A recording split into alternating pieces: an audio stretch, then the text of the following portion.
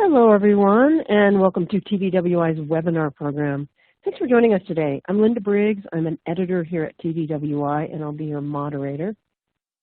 The program today is What's Ahead in Analytics in 2020. For our webinar, we'll start with a brief presentation from Fern Halper, who is a TDWI Vice President and Senior Research Director for Advanced Analytics here at TDWI.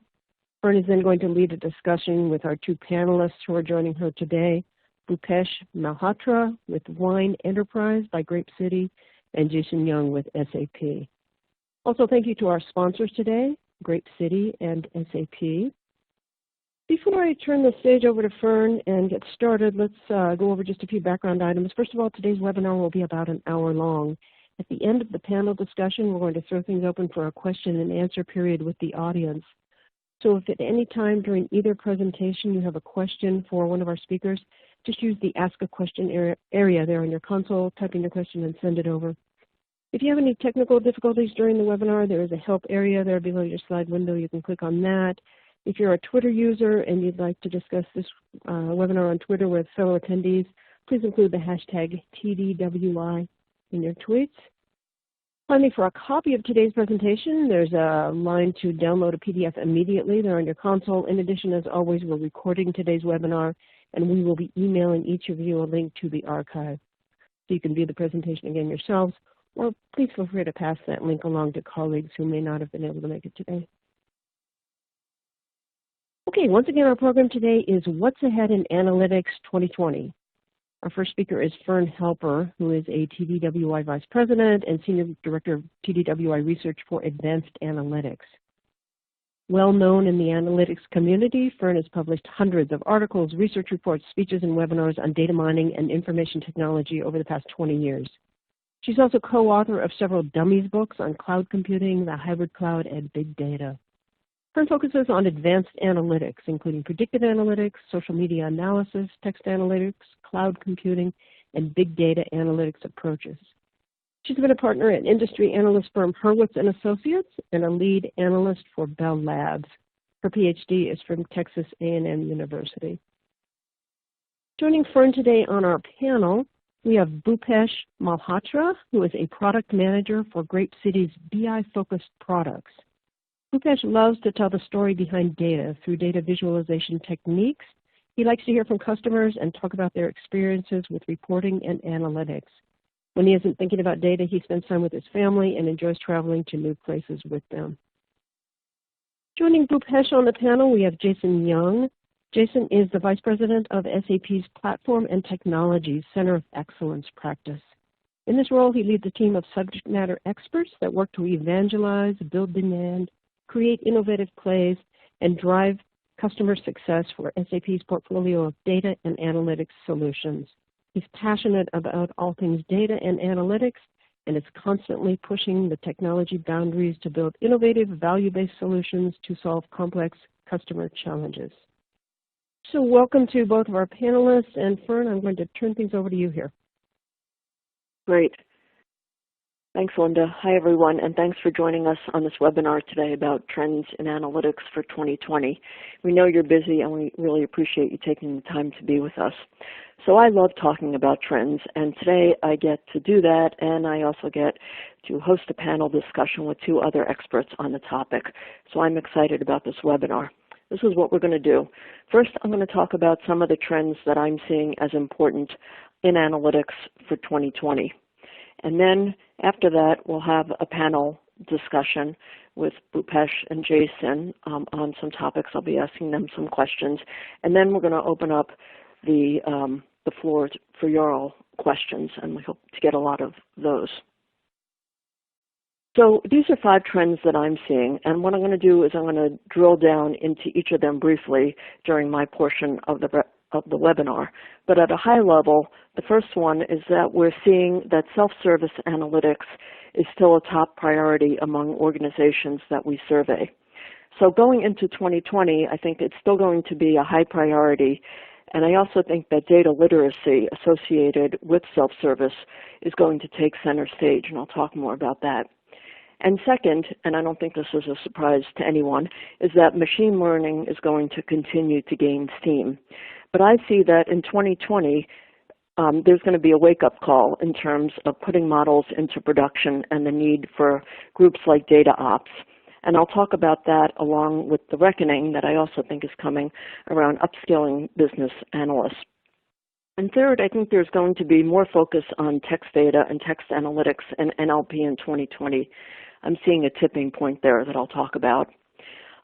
Fourth is around augmented intelligence. That has also been gaining steam, and organizations have lots of plans for growth. In 2020, it's going to be interesting what's going to happen with some of the easy-to-use tools, especially for modern business analysts. So, the tools that have machine learning and other advanced algorithms embedded in them. So I'll talk about that. And then finally, I have multi-cloud gains in popularity. We've been seeing that the cloud is gaining steam, and we're going to be hearing, I think, a lot more about multi-clouds in 2020. So you can look at these five and say, oh, in addition to tech trends in 2020, we're also talking about a year of practicalities in terms of dealing with analytics. So I want you to keep that in mind as I go through these trends. So let's get started with self-service. And so we recently closed the survey on data and analytics for 2020. It's where we survey a lot of our audience to see what they're thinking around analytics, what their priorities are, what their priorities around data management, and so on. And in that survey, we asked respondents what their top priorities are for analytics, and they could pick up to 4 priorities. And you could see that self-service analytics was at the top of the list. Here, 64% are stating that this was one of their top 4 priorities. And then what happened in the survey, that there was sort of a group of other priorities, some that were related to self-service. That includes building data literacy, and these are in no particular order, these ones that are at 40%. 44% said building data literacy. 47% were talking about automation, and that was often in terms of building data pipelines and data flows. You can also see that machine learning, 33% of the respondents were saying that was their top priority. And I think associated with that, 41% were saying upskilling business, that should be business analysts. So, if you look at some of these practicalities around building data literacy, data literacy is about understanding and interpreting and communicating with data, and that helps to build a culture of analytics. And it's one thing to deploy self-service out to your organization, and it's another to use it effectively. So organizations, I think, are starting to realize this, and that's why data literacy is such a high priority.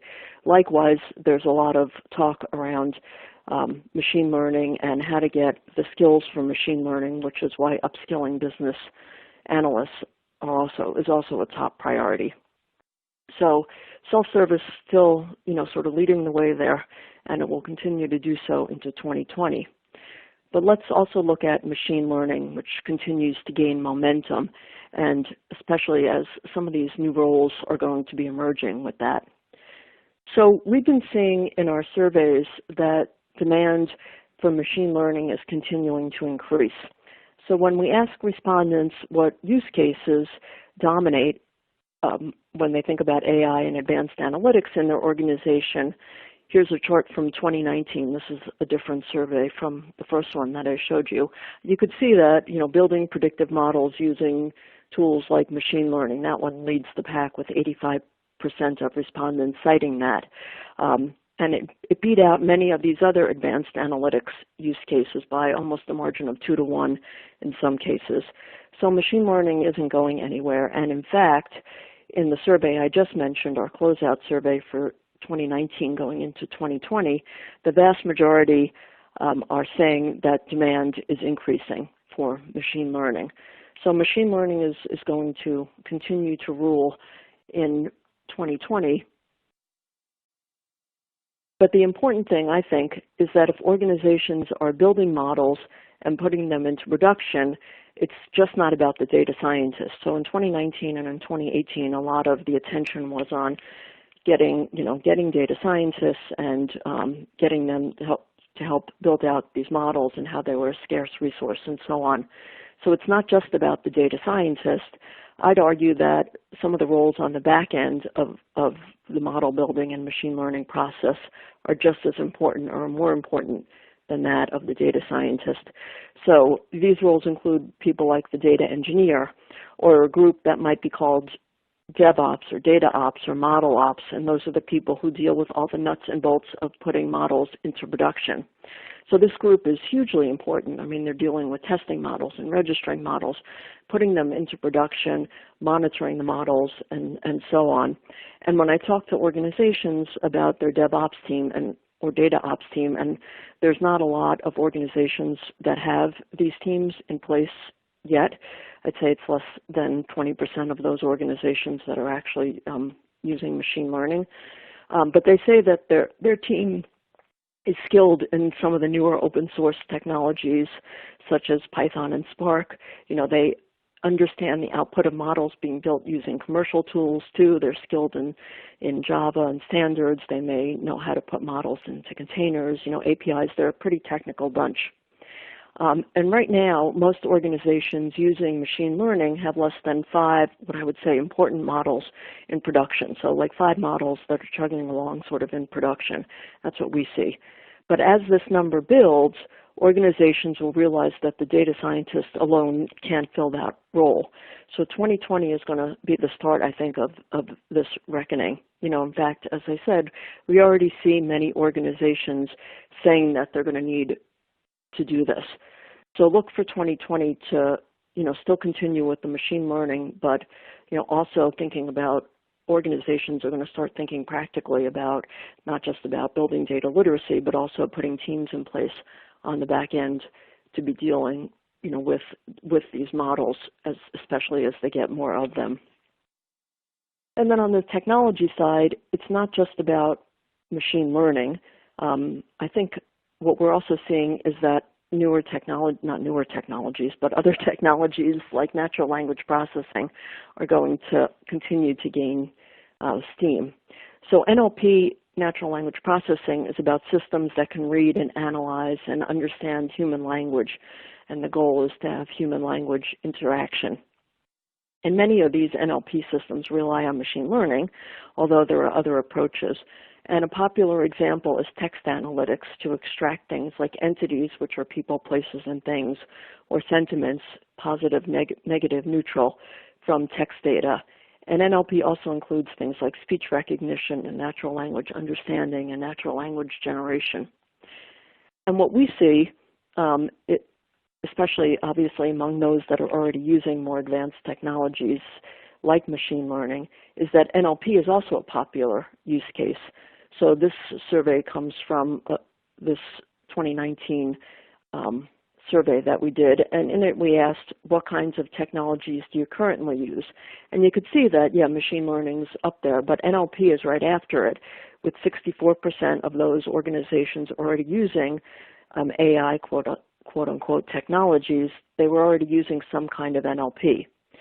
So that typically includes some sort of text analytics, because we've seen text analytics and used by forward-looking companies for years. It's been used in social media analysis, you know, looking at things like claim notes and other text documents.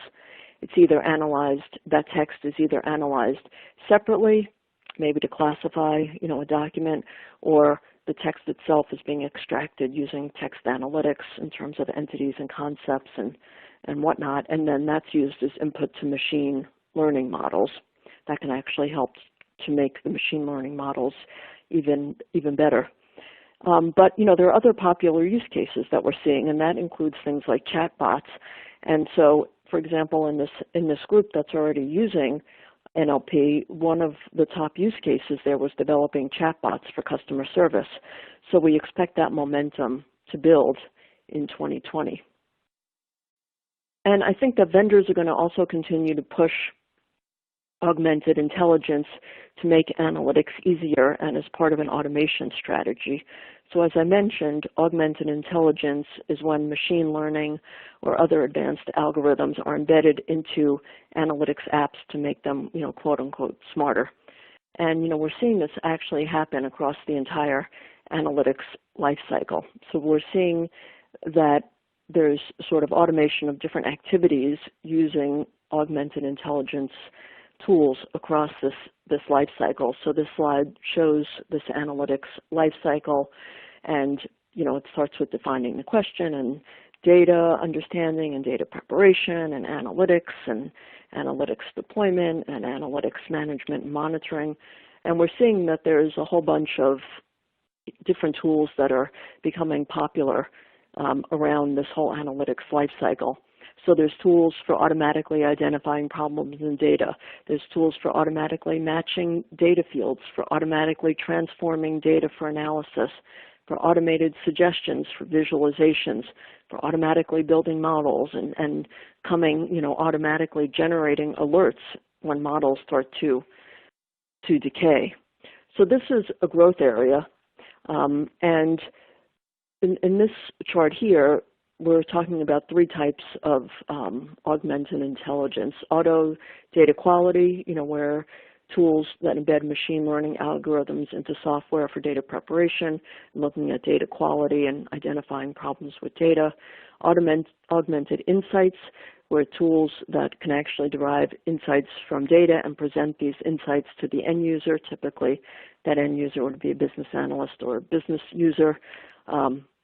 Also automated model building, so tools that can help business analysts construct machine learning models. So, and as you can see, the red here is using now, the gray is planning to use in the next 1 to 2 years, and the dark gray is no plans at all. And you can see that these tools, there's not, the adoption of these tools, at least among our respondents, is, not that great at this point. It's like 20 or less than 20%. But the light gray is showing that over the next year or so, over 50% of respondents are planning to make use of these tools. So if users stick to their plans, there should be a lot of growth over the next few years. And although there are big plans for augmented intelligence in 2020, I think that it will be a year where organizations do start to adopt these tools more, but they also decide how they're going to use them and what makes sense. Like, does it make sense to give this tool, to put this tool into the hands of a business analyst, practically to try to use that as part of your strategy for upskilling a business analyst to become a data scientist. So will these tools be able to be used by organizations to help upskill business analysts to become data scientists? I think 2020 will be a year where organizations, start to realize if it's going to work for them, how it's going to work for them, and so on. Likewise, they'll be using Augmented Insights tools to help their business users in the self-service applications gain more insights. But with that, they're going to also realize that they need to provide more training for them in terms of data literacy. And then finally, MultiCloud will continue to grow to support analytics. And so basically, MultiCloud is where organizations use multiple cloud providers, typically 2 or more cloud service providers, to provide infrastructure, applications, and key business functions. It's basically a services model. So instead of a business using one vendor for everything, their cloud hosting, their storage, the full application stack, in a multi-cloud configuration, they use several. So they look at different clouds where it suits the specific workload. So that's what multi-cloud is all about. We're seeing more interest in that because there are a lot of benefits in a multi-cloud environment.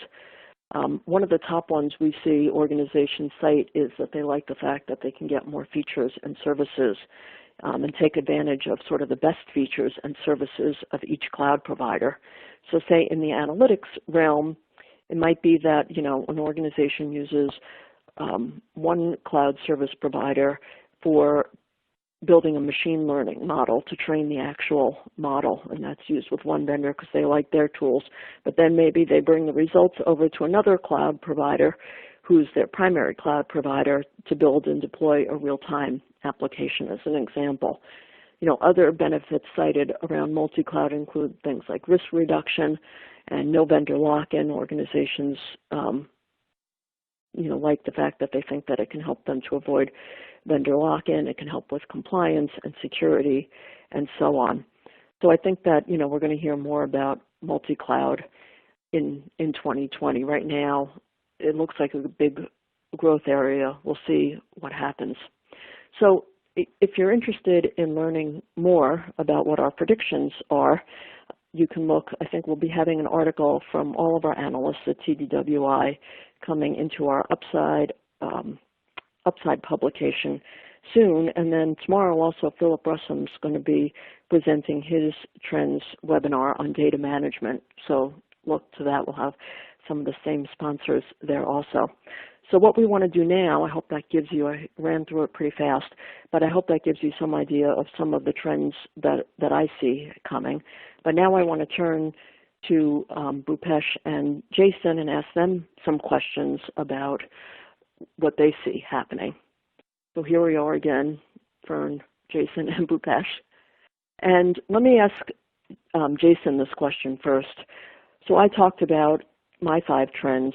What's the top trend that you see for analytics in 2020? And then if you want to talk about how your product supports the trend, that's fine too. So Jason, you there? Sure.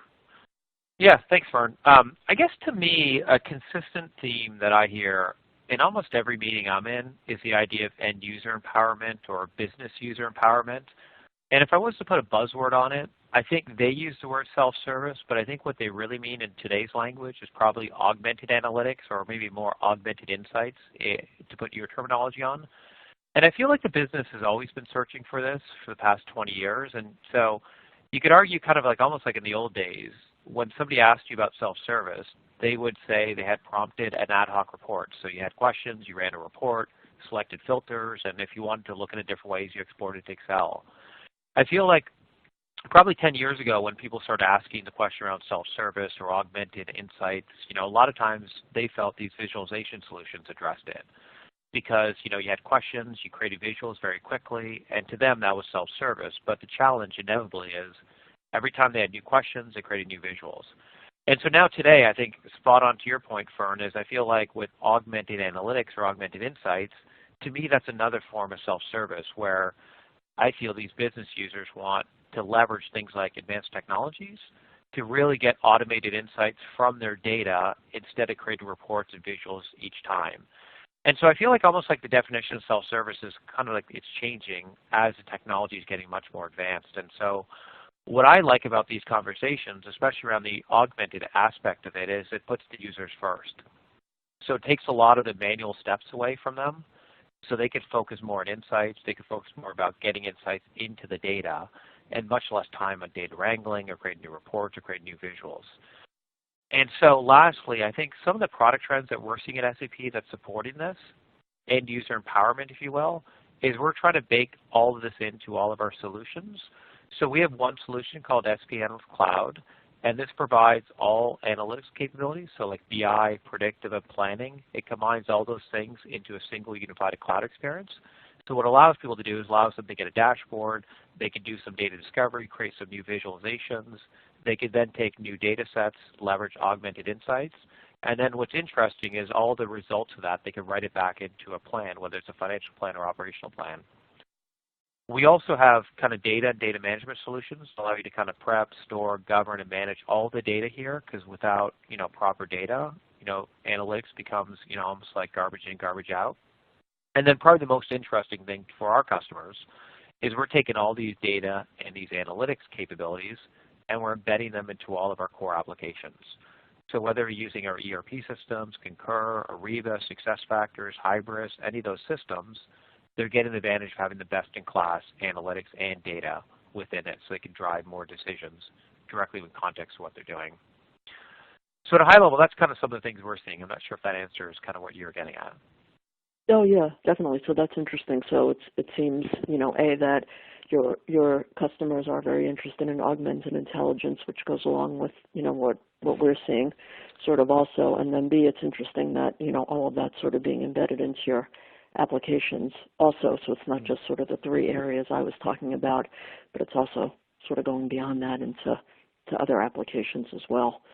Bhupesh, what about you? What are some of the top trends you see for analytics in 2020 with your customers, and how is your product supporting some of the trends that you're seeing? So a lot of stuff that Jason said makes sense, is right. I mean, over the years, self-service has kind of been the mainstream for businesses, and they just need to kind of get those dashboards and reports and numbers out there for themselves. But what we're seeing a bit more on our side with our customers is more on the lines of getting more data aware. Business users are asking for more data and what the meaning and context of the data is, which kind of leans towards what you're talking about, Fern, with the literacy aspect and the governance aspect of things, where data, if much like what Jason said, when data in, if you get garbage in, you'll get garbage out. So that is the area where a lot of our customers are kind of focusing on to get the facts right to their visualization for their dashboards or reports. And in terms of the products that we're looking at, the way that Grape City and Products and Wyn Enterprise in specific looks at this is providing the tools for data governance, for security, to allow for the data scientists and business analysts to govern and determine what data is the right data to be interpreted, to be analyzed, and then bring it out to the end users for dashboarding and reporting on an ad hoc or on an embedded platform. Yeah, that sounds interesting. I mean, certainly data governance is one of the top concerns people talk about to us, at least on the data management side, and obviously it impacts analytics and, then data integration sort of too. I mean, just even getting the data together is still an issue, and it sounds like you're seeing that as well.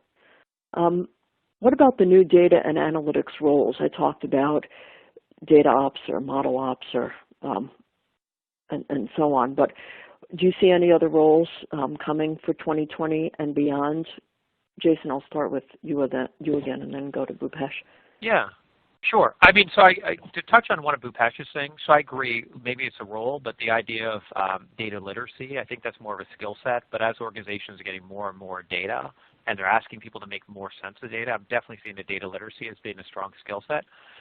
In terms of roles, something I'm seeing a lot is the idea of a citizen data scientist. So, organizations are investing a lot of data scientists. They're having a hard time keeping them or getting these data scientists. So I'm seeing a rise of the citizen data scientist. So I would argue this is very similar to your quasi-business analyst, the guy that's crunching numbers all the time, but trying to get them to leverage more advanced technologies to draw meaning out of the data without having to write R or Python or MATLAB code around it. So I'm seeing that kind of role is really kind of popping up within the business for sure. Do you see that role? Yeah, I was talking to one of our audience members, and he said that they call the citizen data scientist the modern business analyst, and I sort of like that. It's like the modern business analyst. That's like I'm going to make use of these more advanced tools. Do you see that the organizations that have these citizen data scientists / modern business analysts, are they do they also have the data scientist role there, so they're sort of working in conjunction? Yeah, I don't see them working with the data scientists. A lot of times I see in organizations that I work with, the data scientists are kind of these, maybe these groups that aren't as in touch with the citizen data scientists. So I see that as very much a different credit group. I think in more mature like banks and stuff, you might see them working together. The citizen data scientist, exactly that you described, is kind of the modern analyst. So the guy that used to spend all his time working with spreadsheets, crunching numbers, doing these VLOOKUPs, creating all these visuals. It's that person they're really trying to retool and get that person to do more with data, but leveraging a lot of these advanced technologies for sure. Okay. Yeah, interesting. Yeah, certainly the citizen data scientist, organizations are saying that they don't have enough data scientists, so, that's one of their biggest strategies, just try to upskill their business analysts to become more data scientists using some of these tools that we were talking about, which is why I sort of said 2020 would be a year of reckoning, sort of around that, or at least the start of the reckoning, to see how that works. So Bhupesh, what about you? What new data and analytics roles do you see coming for 2020 and beyond? Yeah, I wouldn't have called it the citizen data scientist. I was kind of leaning on business data analyst, but pretty much the same role, essentially where the business is kind of getting more involved, partially to take over the load, and the other part is kind of to add the business context to the data, which is sometimes missed out by just the data scientists just working with the numbers. That business context is something that I feel is important, and that's where I see a lot of our customers spending more time in to ensure that the data that they're getting has the context. And that's, I think, where this, whether we call it the citizen data scientist or data analyst, or we call them the business data analyst, I see that role developing more on the business side, working with data. Right, and then that gets to the whole data literacy thing. Claudia Imhoff, who's one of our instructors, she has a course, I think that's called something like the Modern Data Interpreter, which may also be, sort of what you're getting at here with, it's not just enough, because I talk to organizations that, just have data scientists who don't understand the business, or they don't understand the context. And that can be a challenge, if someone's trying to do something and they don't necessarily understand the context. So, okay, so then we talked about, I mentioned data engineers and ML ops and data ops, and we're talking about citizen data scientists and modern business data analysts. So those are some of the newer roles that we see coming. Okay, that's good. Bhupesh, I'll ask you this. What do you see as the pros and cons of augmented tools? Because we've been talking about these augmented tools sort of in the context of some of this, and I mentioned it previously. Do you see, are your clients using them, and how do you prevent using them incorrectly? So any other aspects of automation you want to mention? Yeah, there are some clients who've started to use augmented tools, and it's primarily like Jason and yourself, both of you guys mentioned, the pros are really there for kind of adding the intelligence and automating the complexity of analytics for the less tech-savvy audience that we have right now with the business and the business analysts. And those are pros, but and it all depends also, what we're seeing is on the maturity of the organization in the kind of the analytics space. Have they worked out a few models? Do they understand how the models and analytics work? Do they understand how the data is processed and everything? And over time, as they become mature, then the augmented tools really help out and kind of just add to the flow. But a lot of our customers are still going through that process of maturity. And I feel that's an important piece when it comes to starting to use these tools. And if you start to use them too soon, then you end up kind of missing the needs and requirements to kind of do that intelligence the right way, get the right outputs and insights out of them versus just something out of the box, so to say. Well, that's interesting. Jason, what do you see in terms of the pros and cons of these augmented tools? Yeah, I mean, I think I was interested by what Bhupesh said. Yeah, starting to use them too soon. That's interesting. Yeah, no, I think that's spot on. So I think we definitely see the pros around allowing people to automate stuff, kind of doing more with less, all those kind of things.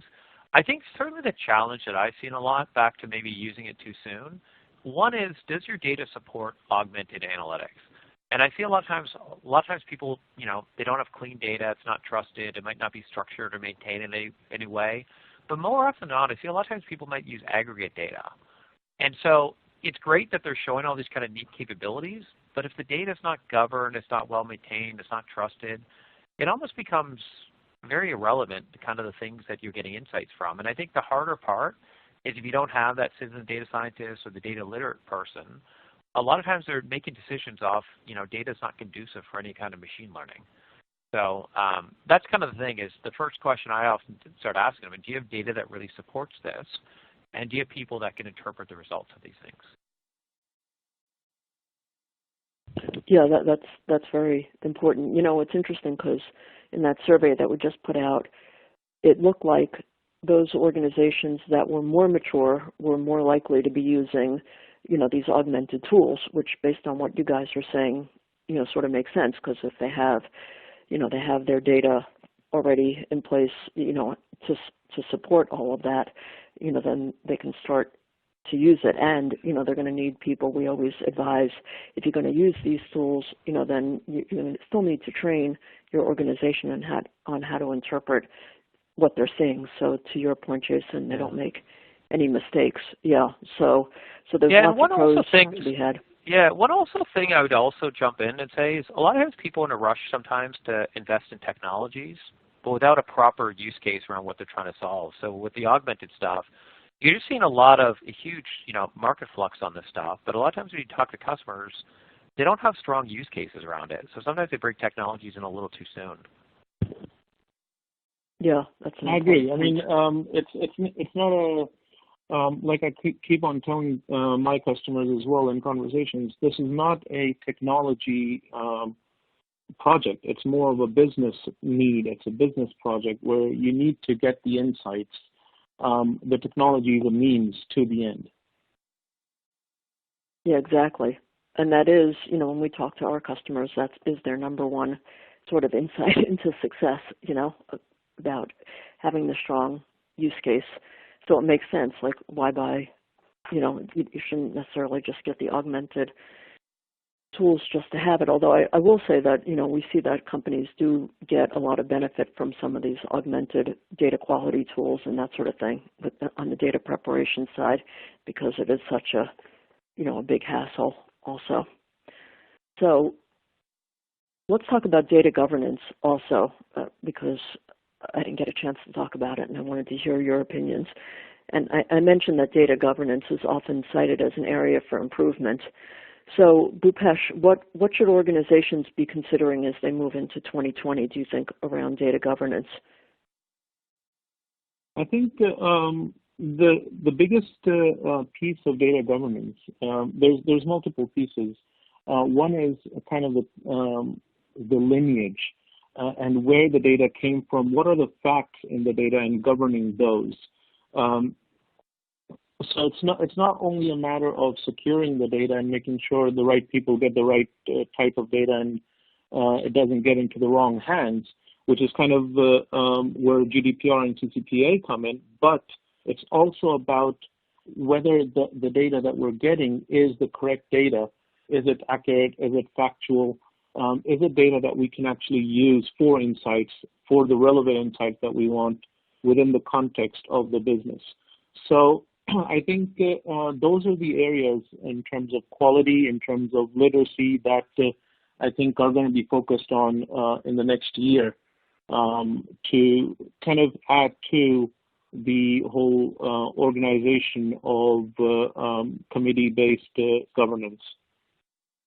You know, it's interesting because every year we ask, you know, what's your biggest challenge?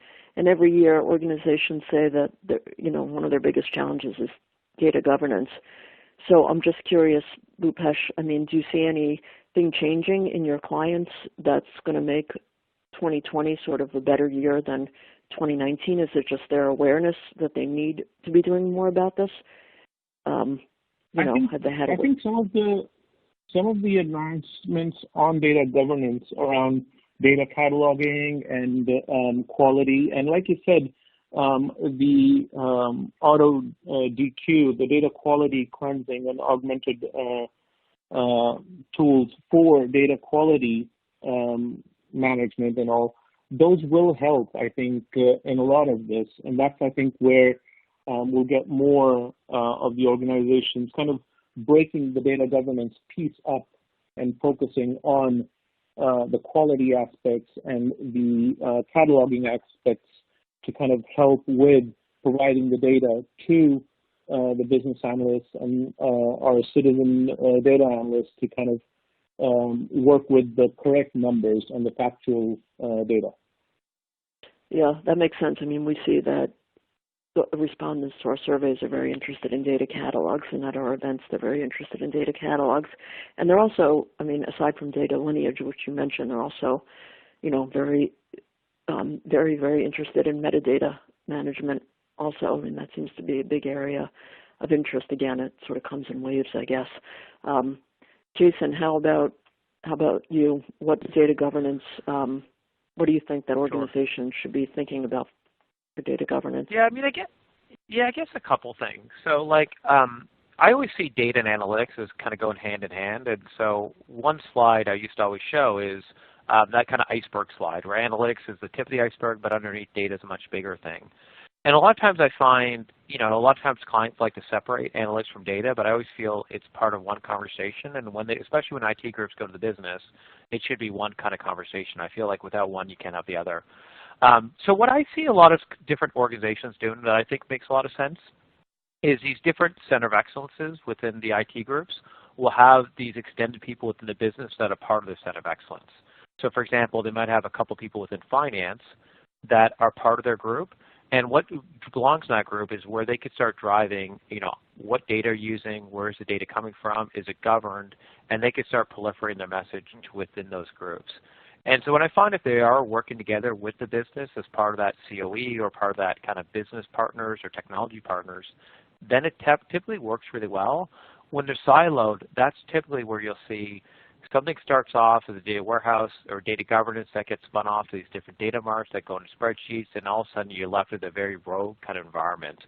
So again, what I kind of often cite is try to get that partnership, have different IT groups maybe go to things like QBRs, have them go to do, we even seen one customer that did a ride-along where they went with some of their business analysts and they sat side by side with them just to model what they're doing and understand how they're using the data. So anyways, I see it as being one of the same and a lot in that discussion. Yeah, and I agree with that, Jason. I mean, the business definitely needs to be involved. And I remember there's a couple of sessions that I think at TDWI, one of the instructors, I think Aaron Fuller, does a great session on data governance, and he talks about, like you're saying, about the business getting involved. And that makes sense because without the business adding that context to what is supposed to be tracked, you don't know whether it's a number or a metric or an important KPI. Right. Yeah, and I find a lot of times, like, it's interesting. Every now and then, people go to like a meeting and you start looking at numbers. Like, you had that number, where'd it come from? I have this number. And it's leads to like so much debate on the numbers itself. And again, back to this customer I'm referring to, back to that center of excellence where they had these people within these different business groups, part of their center of excellence, where they meet once a week or once the part of their steering calls. When they did new projects, they were actively engaged. The business people provided level 1 support on the data.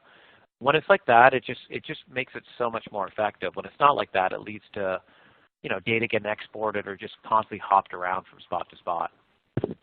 Right. So it's almost a combination. You could say that there are technologies that can help with data governance, especially some of the newer ones that are coming out, like data catalogs, and as well as the processes and best practices of the organization. The people, the people, like in the center of excellence, for sure.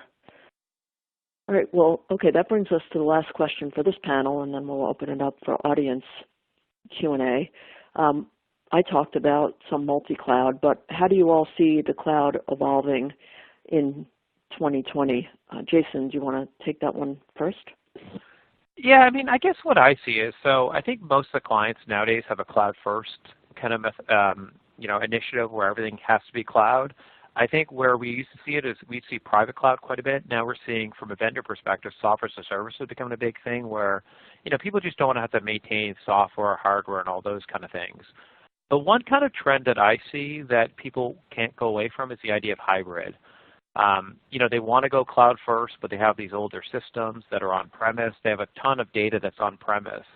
And just people don't want to have to move stuff around. I don't want to keep moving data up to cloud to get the system to work, move data there. They basically want to keep their existing systems as is and then innovate with the cloud and being able to have their analytics systems connect directly to those legacy systems potentially, and just not have to go through a massive environment, be really agile and nimble around how they move to the cloud. Yeah, I see that too. I mean, we always see that organizations are saying that, they're going to have like a multi-platform environment, which includes the hybrid cloud. Bhupesh, how do you see the cloud evolving in 2020? I see a lot of stuff happening on the cloud for where there's a lot of CPU needs. I mean, like Jason said, our customers are also looking at moving to the cloud for new systems, but they do have existing systems on-prem, and a lot of them need the vicinity or the proximity of the systems for performance. But a lot of these analytics and model building and all of these type of tools, I see a lot of platform as a service coming into play with the clouds, where they're using CPUs, and just the sheer speed and the provisioning available on the cloud as a feature for them to build these models and then apply them to their data. Yeah, I also feel people like it's almost going the utility model, like the pay-as-you-go, and it's interesting. You kind of see this with analytics and data.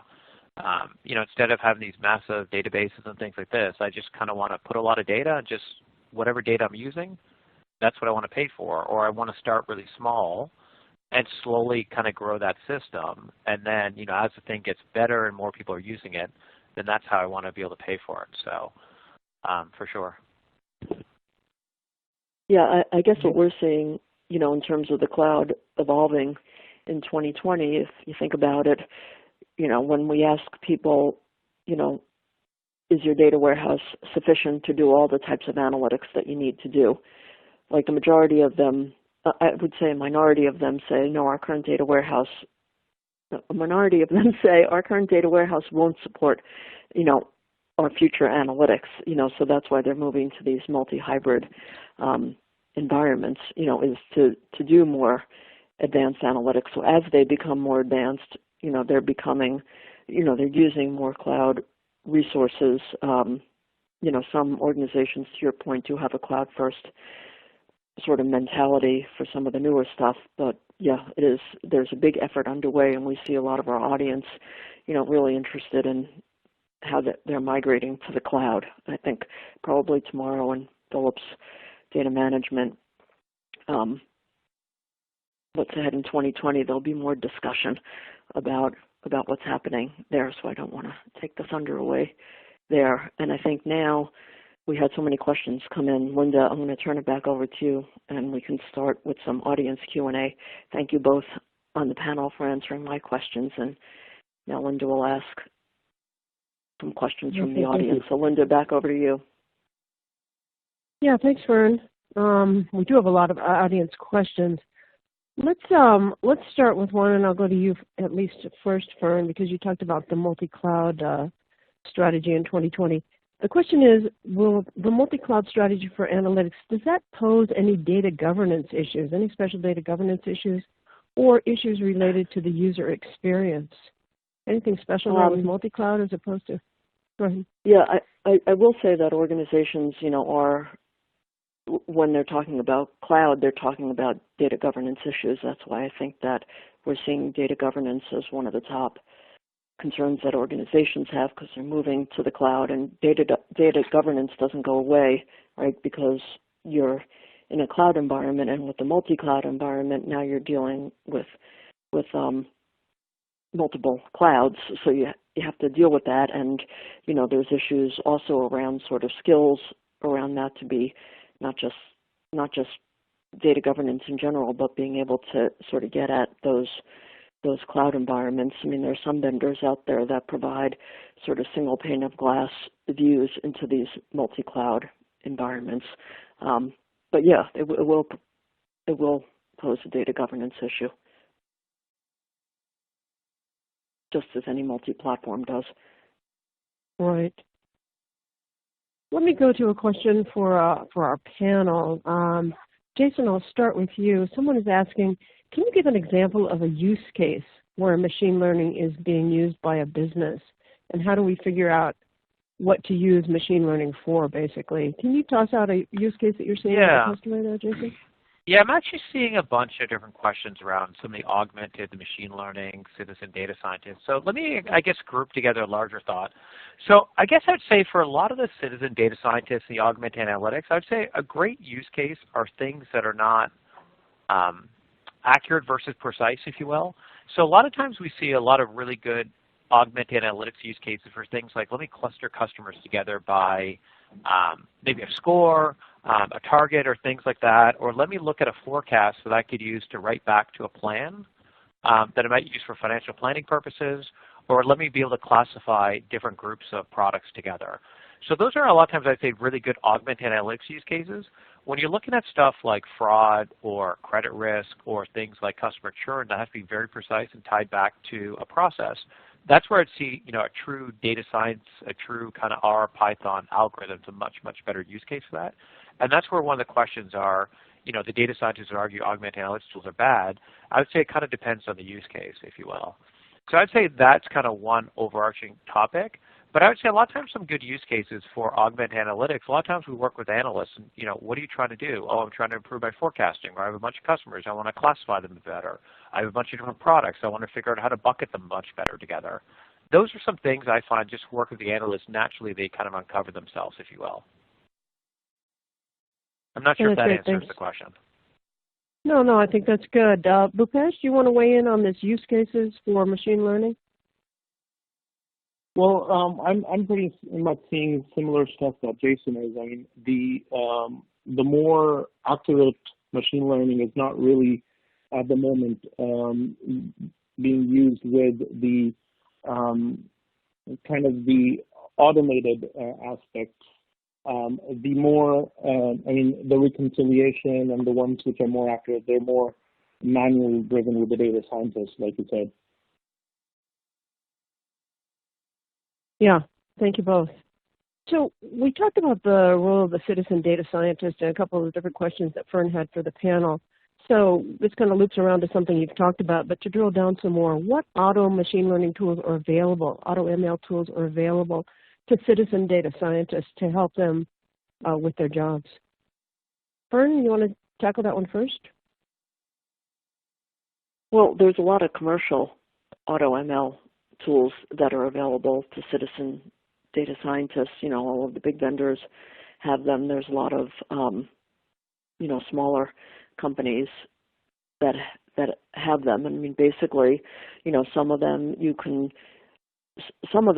just go into your data and as part of the insight, they'll come up with, there's a model there. But I mean, typically, I think these tools are the type of tool where you have your data, maybe you want to engineer some of your features, and, then you pick the target of interest. A lot of these are classification. They help with, that type of problem. And then, you say, a simple example would be churn, no churn, although that's not, as simple as it sounds, but, where sort of the outcomes of interest, you use the machine learning tools to build a model for you, and some of them will build multiple models and decide the best model. So, I mean, there's various degrees of sophistication of these commercial tools that are out there. Jason, I'm sure that, SAP has that sort of tool also, so I'm not sure about, what will help them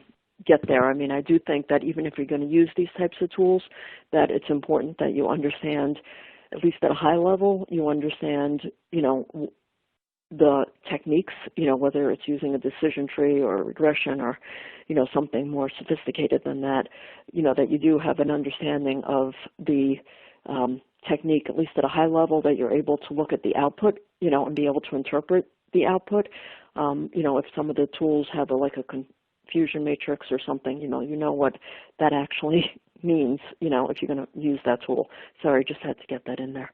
Jason, didn't mean to interrupt. Go ahead. Yeah, I don't want to make this a bit of a pitch, but I would say you're right. I think a lot of medium, small, and big vendors offer augmented tools to help with machine learning, if you will. I think SAP offers a broad range of tools that help with for both the citizen data scientists as well as the true data scientists. So I'd say, feel free to work with SAP, or you can work directly with the vendors that you work with to just better understand their capabilities, and then to help flesh out what some use cases might be. Let's go with a question on skills. So we talked quite a bit about the citizen data scientist concept and that modern business analyst. This question is, what can organizations do to effectively upskill their accounting and finance staffs to meet the challenges that the digital finance transformation is creating? Bhupesh, I'm going to start with you on that one. You want to take a stab at that?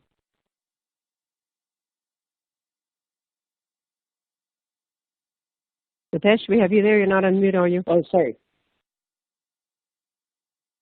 Sorry, I thought, could we hear the question again, please? Sure. What ideas do you have for upscaling staff to deal with the digital transformation? And specifically, this question asks about accounting and finance staff, that concept, going back to that concept of the citizen data scientist. Yeah, so I think the bigger part there is for them to be able to understand the data. Right now, they work with the data, they know the business context, and from the upskilling side, they need kind of the awareness of where the data is coming from. That aspect is sometimes missing. There's a lot of work and operations process that goes into gathering the data and bringing it, cleaning it, cataloging it, and bringing it to the business side before the business really gets their hands and puts it into Excel or whatever the tool set that they're using to kind of analyze and slice and dice it. So it's that awareness, I think, that can help with the upskilling and learning of how that data is derived and how to define that data as a collective source of truth. Yeah, that's good. Awareness in general. Lots of questions here, so I'm going to move on. Jason, I'm sorry, go ahead. Did you want to weigh in there? Oh, yeah, really quickly. So I think there's a lot of training classes that are out there on data literacy and stuff for the citizen data scientists. What I see a lot of companies that do that work really well, so back to that COE example and business and IT, I see them a lot of times doing just kind of some meetings and some knowledge share around stuff. So here's the data, here's where it's coming from, here's what it means. The business can then take it, interpret it, and they could then train and communicate it off to their external stakeholders. So a lot of it comes down to not the softer side around people and process, there's training classes, and there's also some things they could do just to better collaborate and do better knowledge share. Yeah, I agree with that. I mean, just a plug for TDWI, we have a 3-day class that is a data science bootcamp, and it's really meant to introduce people to data science, so we'll talk about the data, we'll talk about some of, the more common techniques, just to get people sort of off the ground with some of this. And then we see a lot of organizations, they have office hours and lunch and learns and, all of those types of things that help to also continue that. And then if the citizen data scientist is using one of these augmented tools or any other tool to build a model, a lot of organizations will also have control processes in place so that if a model is going to be put into production, it's first sort of checked off by the data scientist to make sure, someone's holding the citizen data scientist's hand through the first or second, model that they're building. So there's lots of different things that go into helping to upskill these business analysts to citizen data scientists. You go with a question probably for the whole panel, but Fern, I'll start with you. So the question, the attendee says, augmented tools and NLP are still limited to working on imported data sets, but not yet being used on large-scale data sets. Do you see that changing in 2020? Is that what you see out there? According to systems, but not yet. Maybe large-scale data sets. Should send me that. I'm not quite sure what that question. I mean, NLP across large data sets. Yeah. That's a good question. You know, I guess it also depends what you mean by large, you know, because and large corpus of, say, text data, you know, that sort of thing. I mean, it's certainly getting larger. But maybe if that person could email me, you know, directly, I could share some stuff on that. I mean, just more academic stuff. So Sure. If that's of interest. And I don't know if Jason or Bhupesh have anything to add to that. Yeah, I think it's kind of new. I think that we're seeing a few clients that are doing off large data sets. Again, it depends what you mean by large data sets, but we're seeing some that are doing it, but it's still new, and so the use cases are still getting out there. People are still getting production. It's getting there. Yeah. Let me go with this question. What are some strategies, and I think those will be for the panelists, what are some strategies for vendors to deal with GIGO, garbage in, garbage out? The attendee says we've been discussing this for a long time. Can we use the power of ML to address that? Jason, thoughts? Yeah, for sure. I think a couple things that ML could teach you just on the analytics side is where your garbage data is. So a lot of times we find people use analytics to identify, you know, data quality issues within their business, so for sure. And then I would say just in general, I think there's a lot of ML that's baked into, you know, data platforms in general, that as you're ingesting data, it can help you to profile and help you to cleanse that data. So for sure, I think ML is actually playing a huge role around data quality in different ways, either in terms of identifying data quality or in terms of fixing it. We're almost out of time here, but I want to let Bhupesh weigh in on that as well. Data quality and ML, Bhupesh, parting words? Yeah, I pretty much agree with what Jason was saying. There's a lot of, I think that's one of the key use cases for ML as well.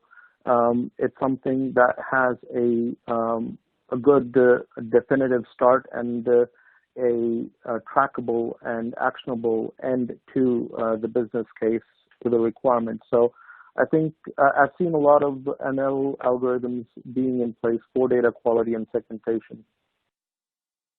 Yeah, that's definitely a big area.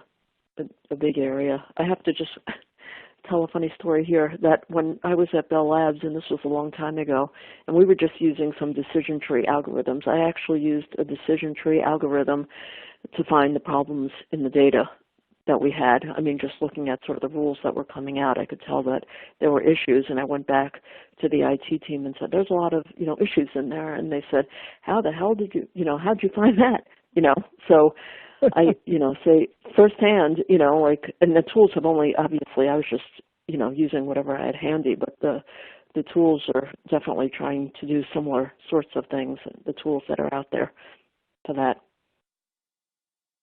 It's a great anecdote to wrap up here. Thanks, Fern. So I want to thank our speakers today. That was Fern Halper with TDWI, and our guests today, Jason Young with SAP, and Bhupesh Malhotra with Wyn Enterprises by Grape City. Thank you to all of you, and again, thank you to SAP and Grape City for their sponsorship. I want to remind everyone we did record the webinar, and we'll be emailing each of you a link to the archive. And finally, a quick reminder that TDWI offers a wealth of information, including the latest research reports, webinars, and information on data management and analytics, and much more. I encourage you to tap into all of that expertise. It's at tdwi.org. And on that note, from all of us here today, thank you very much for attending. This concludes today's event.